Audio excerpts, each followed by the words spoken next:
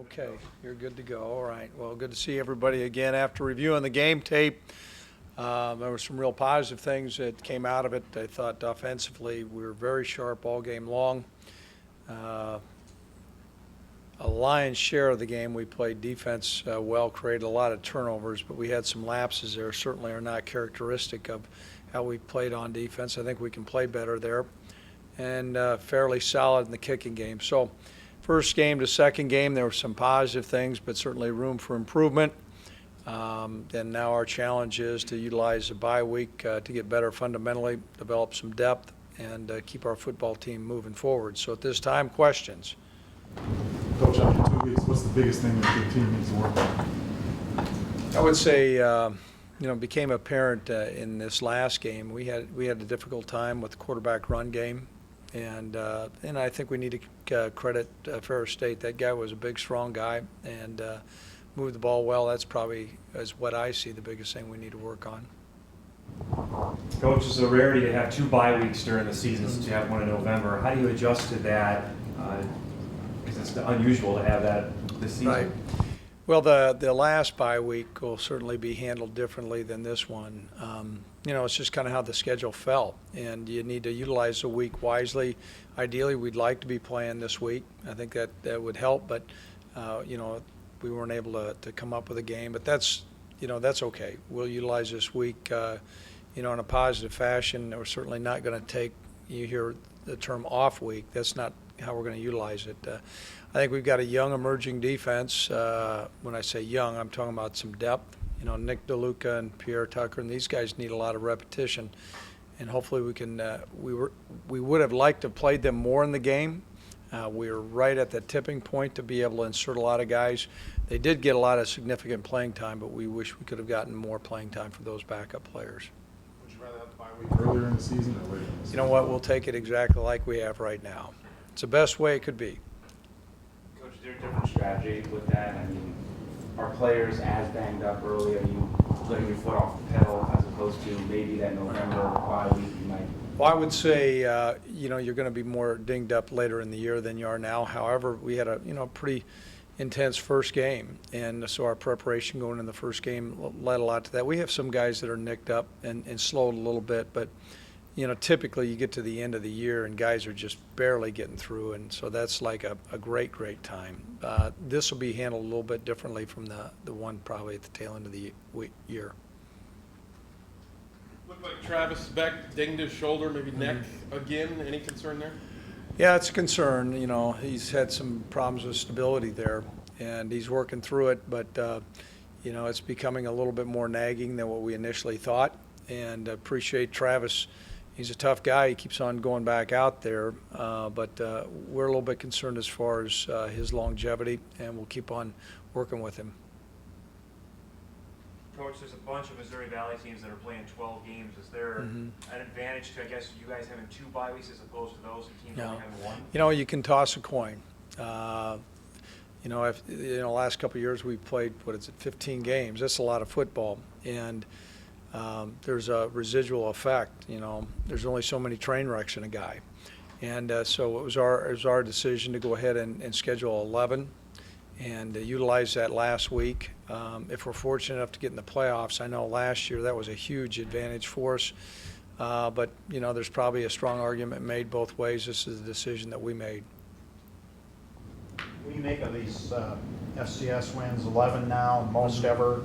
Is there a closing of the gap between these 2 divisions? I think so, Jeff. The numbers bear that out. We've always talked about parity in college football, and you're seeing a couple of lopsided wins, but you're seeing more victories, and I don't think it's by chance. Is it recruiting, or is it just the fact there's a lot more high school kids out there? Any ideas? I would think there's more, as scholarships are limited, and you can only take X number of guys that and what's different about football probably than any other sport is, there's physical maturity comes into play so much. There's a significant difference between a fifth-year senior and a say like a freshman. And sometimes at a skill position you can play early, but typically since it's such a physically demanding game, it takes a while for that maturity to come about. And so as a result, when I was coaching at Nebraska, you're going to take 2 linebackers, and there's 10 guys on the board, and you're trying to pick out which 2. And sometimes you choose 2, and there's not a lot of difference between number 2 and number 3. And I think we've been fortunate here at NDSU that a lot of our guys that may have been passed over by large BCS schools have developed into, quite frankly, BCS players. And I'm sure NDSU is not the only school like that. Coach, what's your plans for Chase Morlock now that you've removed his red shirt? Well, we're going to continue to utilize him on special teams. Thought he played well, and he ran the ball well. I don't think he's, a player that's going to, unseat John Crockett or Sam O'Jury. But, it's good to have another back in there. Derek Lang got a little bit nicked up in the game. All those guys are playing special teams, and so, to have a backup at that running back position, and we're going to be a team that always physically pounds the football, and so we need fresh legs in there. And I thought Chase really did a great job coming in, and it was good to see him score a touchdown as well. Craig, Brock apparently got a handwritten note from Bill Snyder. Is that very common in the business? No.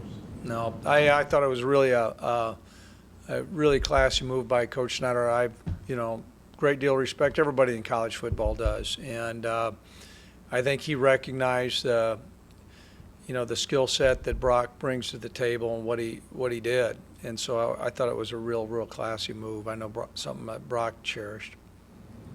Coach, how do you plan to maybe get Andrew Bonnet more on the field? His athleticism seems to come out every time. I mean, he's leaping over a guy. I know you got Andrew Grothman there, but talk about what he brings to the field. Well, we operate with the fullback and the tight end. A lot of times can be interchanged. And Andrew is becoming a more competent player. I think, he still has some things to learn.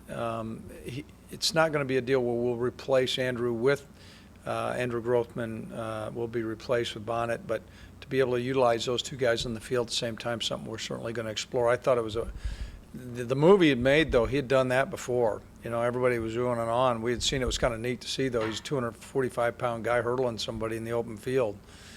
That's pretty special. And he's got good hands, too, very capable hands. You see him more as a pass-catching guy then? I think we need to utilize, he's a big, strong guy, 6'3" to 6'4", 245. And the more he plays, the better he's going to get. It was great to see Grothman score a touchdown, too. I don't know, he did this deal. That was I didn't know what the heck it was. Is some cowboy getting knocked or right in a bowl for 8 seconds or something. That's Grothman. Why would you know that? I don't know. How did Jack Planger's grade out when you watched He graded well.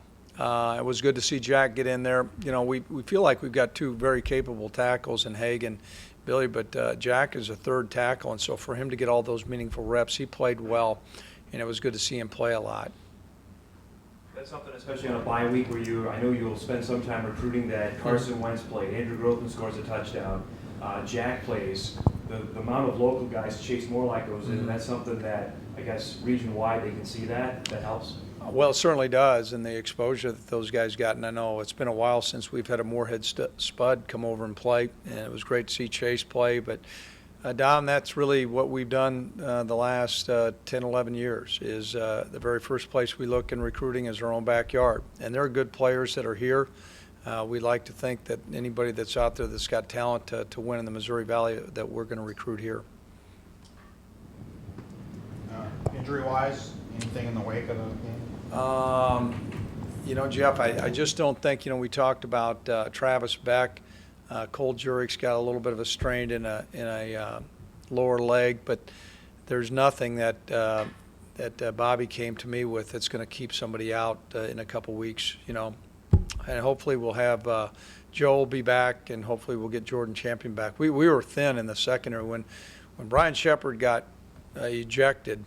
And we were down corners already. The makeup, poor Zach Colvin rode hard and put up wet there. I mean, he intercepted a pass for a touchdown, went down and covered a kickoff, and then was out there playing. He was panting like a dog. Is Brendan Pierre getting any closer to coming back? Yeah, I think so. That's another guy. We should be able to get our 2 corners back this week, and that'll have a big advantage for us. Shepard will be eligible then for the first half? Yep. Yeah, I asked the guys right there on the field about that, so we'll have him back. Anything else? Okay.